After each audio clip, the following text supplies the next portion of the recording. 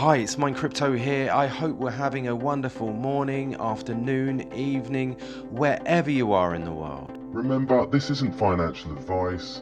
Always do your own research. It's all about Quant. What an amazing day, and today we're having with regards to news of Gilbert Verdian and the BIS and the Bank of England. So amazing, as we can see here, crypto bubbles, Quant is up 14.6%. It's up 0.4 in the hour. In the week, it's up 11.4, and in the year, 142%. We are currently at $114.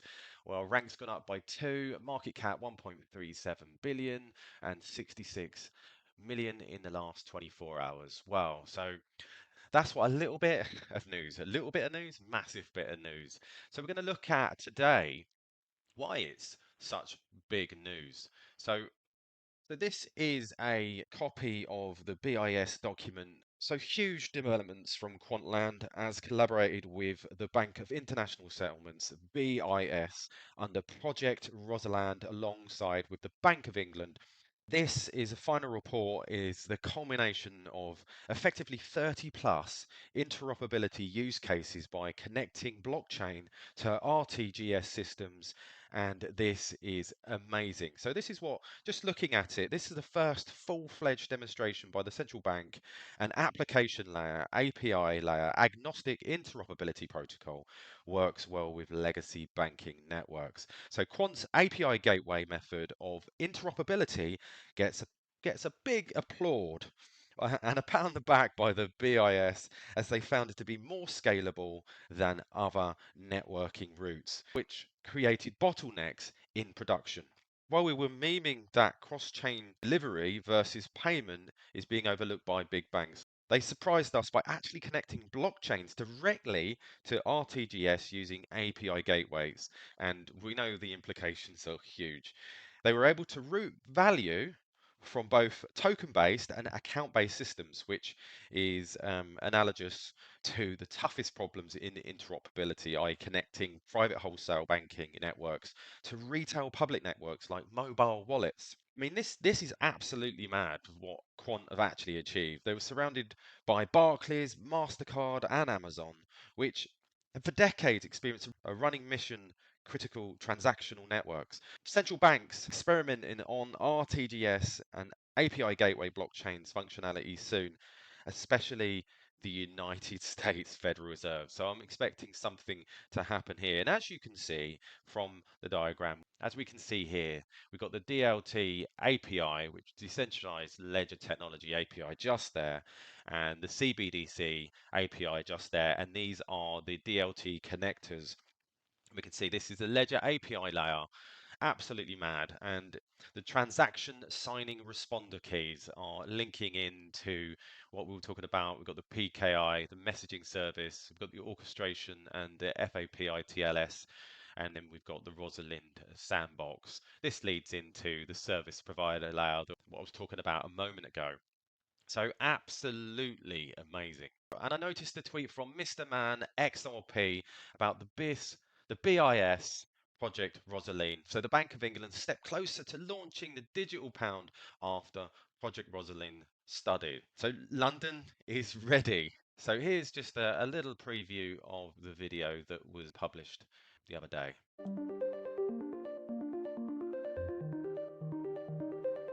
Central bank digital currencies, or CBDCs, are digital forms of cash. Many central banks are exploring the use of CBDCs to buy goods and services in shops and online. Project Rosalind from the BIS Innovation Hub London Centre and the Bank of England is testing how APIs could enable retail CBDC payments and support innovation. The project builds a prototype of this API. APIs define how systems should talk to each other. The prototype connects central bank ledgers with private sector service providers. It experiments with API functionalities that would enable providers to develop applications. These applications would help individuals and businesses to manage their CBDC balances with the central bank and make payments to each other in shops and online. Working with collaborators from the public and private sectors, the project explored many CBDC use cases. Some use cases tested integration with existing payment systems, some tried new ways to make payments, and some tested applications with emerging technology. The project explored how the API prototype could support private sector programmability. For example, after placing an order, a customer could agree to put away a certain amount of CBDCs so that a merchant could have certainty that the customer will be able to pay. Programmability could also allow payments to be triggered when agreed conditions are met, so that consumers would only be charged when their orders are delivered. The project also tested a privacy model that would not give the central bank access to users' personal data. The Rosalind experiment shows that the API prototype could support many different use cases and could work with different central bank ledger technologies. It could connect the central bank, service providers, individuals and businesses to create an ecosystem. New ways to make payments could be added as the ecosystem continues to innovate. Project Rosalind, building API prototypes for retail CBDC ecosystem innovation. Now, I can't say I'm a big fan of CBDCs. Of course not. Who would be? Because there's obviously lots of controversy talking about how they're programmable and how they'll affect us in the future by control. Now, I know I'd rather be ahead of the game if and when the CBDCs do come to fruition. And whether we like it or not, we can push against it or accept it's going to happen. That's the way I see it. Because, most of the things that go on in this world happen to us and we have to accept it. We can kick and scream and not enjoy the journey, or we can just accept it and live our own lives doing what we do. So that's just my thoughts on it. So I saw another tweet from Nava, really good tweet, really thought-provoking. The BIS is the central banks of central banks. In total, 63 central banks are members of the BIS. Quant working with the BIS signifies that each of the central banks listed below can be potential nodes in the network of networks. Network effect will be huge. And we can see here, look at these: Bank of Algeria, Bank of Argentina, Bank of Australia, Bank of Republic Austria, National Bank of Belgium, and the list just keeps going on and on and on. As a thought-provoking idea, if this comes along, it will be massive. So absolutely amazing. I saw this article on Yahoo News. The BOE a step closer to launching the digital pound Project Rosalind study. Now, I wanted to look at, and what I found quite interesting here was some opinions of those that, are, which we would usually see as being more authoritative in the world of finance. So UK fintech Resolute, BNY Mellon, and French payment company Worldwide are also experimenting with the CBDC. And Verdian said the biggest outcome of the project so far was the innovation of a multi-party lock payment, a system that enables the digital asset to be clamped so the vendor knows that the payment is there and arrive on good time if the services are delivered. Having this conditional logic and smart money allows us to have fraud prevention opposed to fraud protection, Verdian said.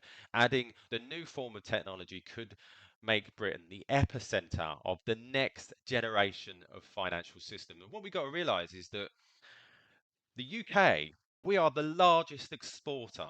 I say we because I'm from the UK, the largest exporter of financial services. So, the epicenter of the next generation of finance, of course, we are going to try and get out there off the blocks really quickly. And as I was pointing out a moment, looking at some of those people that do have authority in the world of finance, the Bank of England Deputy Governor John Cunliffe, however, compared CBDCs to Apple Inc.'s Apple Store. Before the creation of the iPhone, people could not imagine what they might be able to do with a smartphone. An understanding of CBDCs is now at that point. While some CBDC critics also worry that the technology could give central banks and governments a worrying insight into citizen spending habits, Verdian said this was a misconception and that Project Rosalind proved privacy could be maintained. We believe Rosalind can be a significant contribution to how organizations across the globe are thinking about and engaging with design of retail CBDC ahead of the BIS. So there you go, guys. Loads of information coming out and moving forward very quickly. Remember, none of this is financial advice. Always do your own research. I'm just a guy giving you the news, keeping you up to date. So please subscribe, hit that notification bell so you don't miss any further videos. You'll be doing me a massive favor. So there you go, guys. All the best, and I'll catch you later. Remember, this isn't financial advice. Always do your own research.